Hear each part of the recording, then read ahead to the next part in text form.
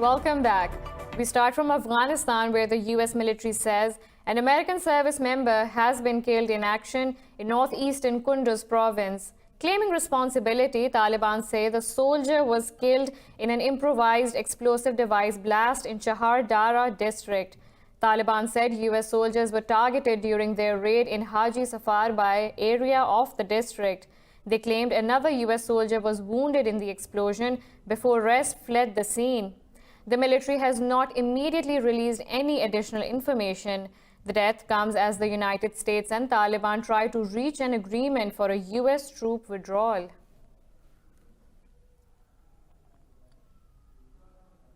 Moving on to the Organization of Islamic Cooperation, which has voiced concern over the recent developments affecting Muslims in India. The bloc was referring to the recently passed citizenship law that critics see as anti-Muslim. It also mentioned the Indian Supreme Court's verdict in the Ayodhya temple case, handing the demolished Babri Mosque's land to Hindus.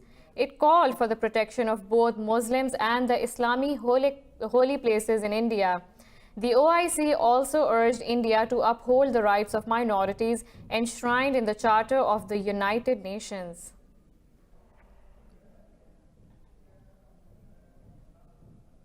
In a related development, a large number of Indian Americans protested against India's controversial citizenship law in the US. The demonstrators gathered outside the Indian embassy in Washington.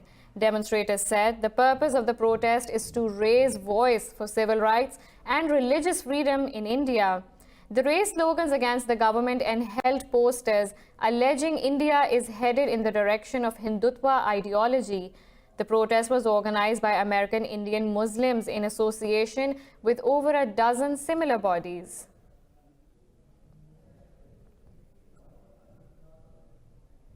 Now from the Middle East, Syria claims it has thwarted an Israeli air attack over Damascus and shot down its missiles. State media said the missiles were launched from inside Israel to the suburb of Aqraba.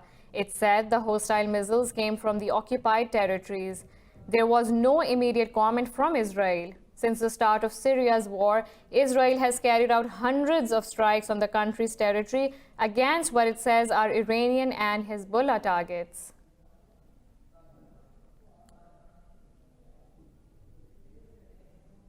Iran's Foreign Minister Javad Zarif says U.S. sanctions against Tehran are a reckless addiction.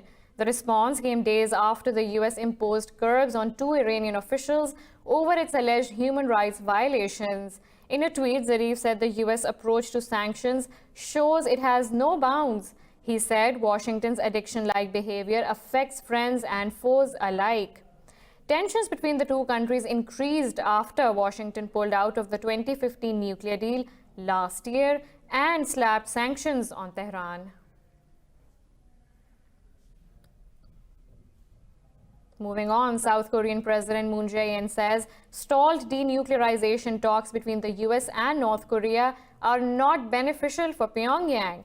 In a meeting with China's President Xi Jinping in Beijing, Moon said he hopes the two neighbors will cooperate more closely to help restart negotiations. President Xi said he would play a leading role in tandem with Moon to bring bilateral relations to a higher level. Moon stressed the need to prevent military tensions on the Korean peninsula from rising again. The South Korean president is visiting China for a trilateral meeting with Japanese Prime Minister Shinzo Abe and Chinese Premier Li Keqiang. The meeting will be held tomorrow in China's southwestern city of Chengdu.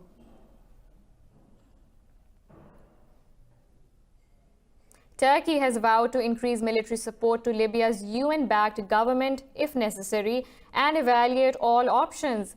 President Recep Tayyip Erdogan's comments come a day after the parliament ratified a military cooperation deal between Ankara and Tripoli. This report has the details. As violence escalates in Libya, the battle lines are hardening. The one country standing firmly behind Libya's UN-recognized government is Turkey. During a speech in Kocaeli, Erdogan made it clear that Ankara will not turn its back on Tripoli. Recently, we have provided significant support to legitimate Libyan government. If necessary, we will increase the military aspect of our support to Libya and evaluate all our options from the ground, air and sea. On the opposite side, the eastern-based Libyan National Army is not calling it quits just yet. A spokesman for Haftar's forces said it had monitored a Boeing 747 that had flown from Istanbul to Libya carrying military equipment. Ahmed Mismari warned other carriers against transporting weapons using civilian planes. The Libyan National Army Forces gives a clear and honest warning to all aerospace companies. Our air forces will not hesitate to down or strike any civilian airplanes transporting military equipment to Libya's airports. Meanwhile, Greece's Foreign Minister Nikos Dendias visited eastern part of Benghazi and met representatives of Khalifa Haftar's administration. However, Libyan Foreign Minister Mohammed Seala called on the US to take a clear stance regarding Haftar's offensive against Tripoli. Earlier, the US and Germany expressed concern about the growing involvement of mercenaries in Libya. Now on to Sudan, which has opened a probe into crimes committed in Darfur by the government of former President Omar al-Bashir. The Darfur fighting broke out in 2003 when ethnic minority rebels took up arms against his government, leaving 300,000 people dead. Bashir is also wanted by the International Criminal Court in The Hague for his role in the bloody conflict. The ICC issued warrants for Bashir's arrest in 2009 and 2010 on charges of genocide, war crimes, and crimes against humanity. The former president was ousted in April by the army after months of a mass anti-government protests. On 14th December, Bashir was sentenced to 2 years for corruption by a court in Khartoum.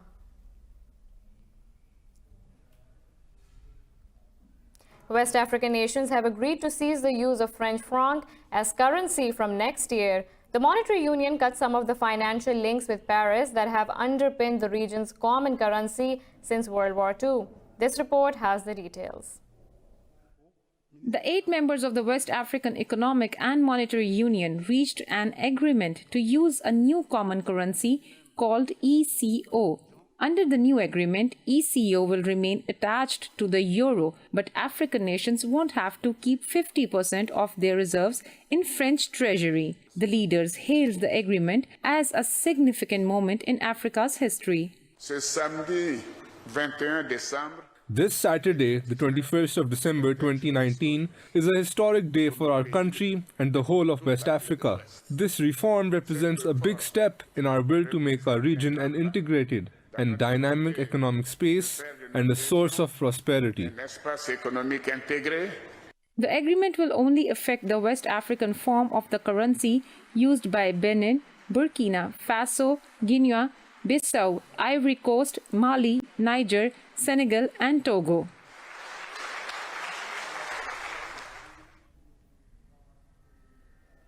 Bolivia has announced its entry into the Lima Group, a regional bloc set up to find a way out of the Venezuelan crisis. In a statement, the Foreign Office said it hoped to contribute to a peaceful, democratic, and constitutional solution to the crisis, guided by the Venezuelan people. The Lima Group was founded in 2017 by North and South American countries with the support of the US and EU. The group has called for the release of political prisoners and free elections in Venezuela. Bolivia's former president, Evo Morales, who was an ally of Venezuela's President Nicolas Maduro, kept his country out of the bloc. Morales resigned from office and fled Bolivia in November amid pressure from the country's armed forces. In Honduras, 18 prisoners have been killed during a fight between armed gangs of inmates in El Porvenir prison. Officials say firearms, knives, and machetes were used in the clashes. The violence followed overnight unrest earlier at a facility in the northern port town of Tela that killed 18 inmates. Honduras has recently seen a spike in prison killings. Last week, President Juan Orlando Hernandez ordered the army and police to take full control of the country's 27 prisons. The military has indicated that it will deploy troops in 18 penal centers identified as high risk.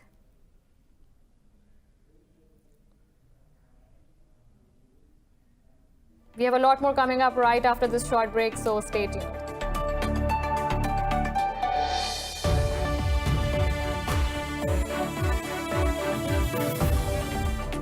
In India, 9 people have been killed after a fire broke out at a warehouse in New Delhi.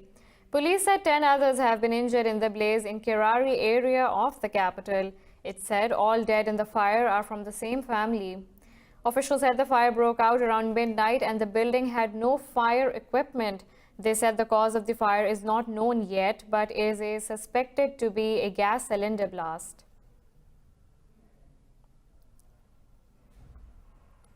In the Philippines, 11 people have been killed and more than 300 hospitalized after drinking toxic coconut wine. Health officials say the poisoning in Laguna and Quezon provinces occurred as people drank Lambaoke. It is a popular drink consumed widely during holidays and celebrations.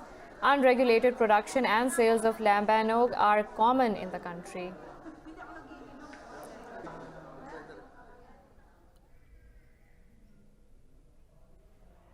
Twenty people sustained gunshot wounds in two separate shootings in the United States. 13 people were wounded in a shooting at a house party in Chicago, while 7 were shot in a house in Baltimore. In Chicago, a party was held to memorialize someone who was killed earlier in April at a mass shooting incident. Police said the memorial party turned into a scene of chaos and violence after one person opened fire over a dispute. In a statement, police said they have identified 2 people they consider of interest to the investigation.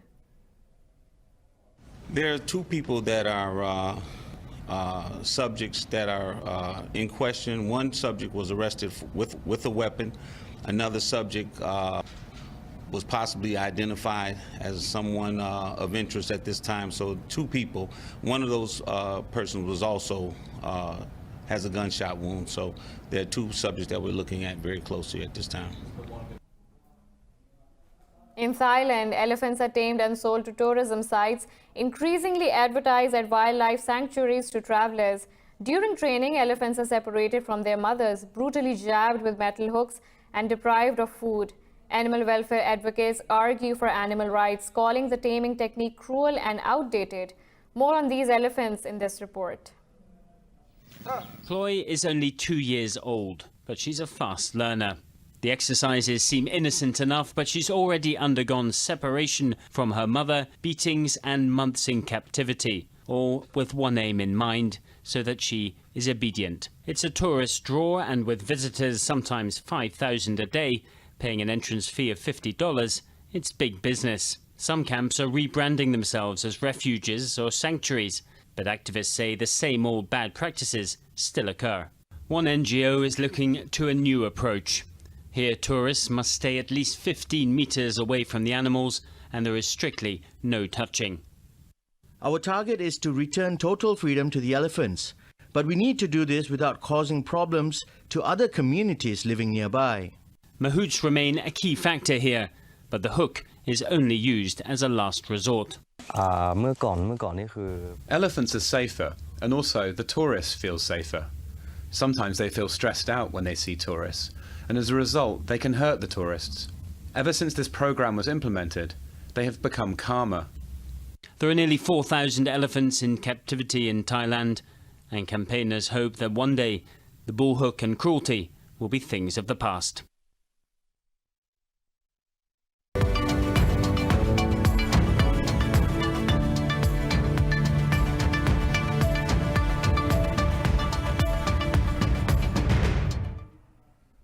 Although a Phase 1 trade deal has been agreed on, some in the US toy industry fear the next phase of talks could break going forward and the threat of tariffs could return. This report has more. This is one of the busiest weeks for American retailers, as they make half of all toy sales during the winter holiday period. And now, they have an extra reason to celebrate. A toy shop owner in Chicago, Scott Fridland, is pleased that tariffs aren't going up following the US-China Phase 1 trade agreement. The tariffs obviously wouldn't have had a big effect on this year because we've already stocked through the end of the year, but where it's really would end up hurting us is the beginning of next year, January, February, March. The nightmare for the American toy industry has been avoided for the Christmas season. They hope it stays that way. Obviously don't want 25% tariffs, but if they're going to happen, I'd love to have certainty to say this is what's going to be happening. There's a million uncertainties. I really don't appreciate. 3/4 of their toys and games are made in China. Last year, the United States imported some $18.5 billion worth of toys from its biggest economic rival. Asian markets are trading lower, even amid greater optimism for US-China relations. Investors are booking profits ahead of holiday trade and waiting for further data on the state of the global economy. Mainland Chinese stocks fell as the Shanghai Composite slipped by 0.5%. Hong Kong's Hang Seng Index is flat. Japan's Nikkei 225 is trading flat, and South Korea's Kospi has marginally declined. Meanwhile, oil prices have slipped as Brent crude is down to nearly $66 per barrel.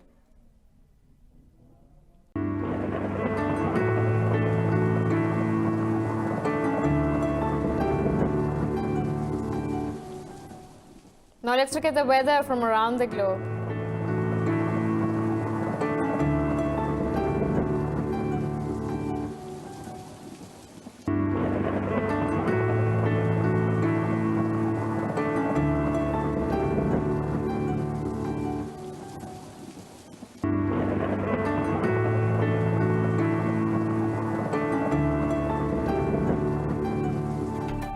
This is all for now. For the latest updates, you can follow us on social media at indus.news.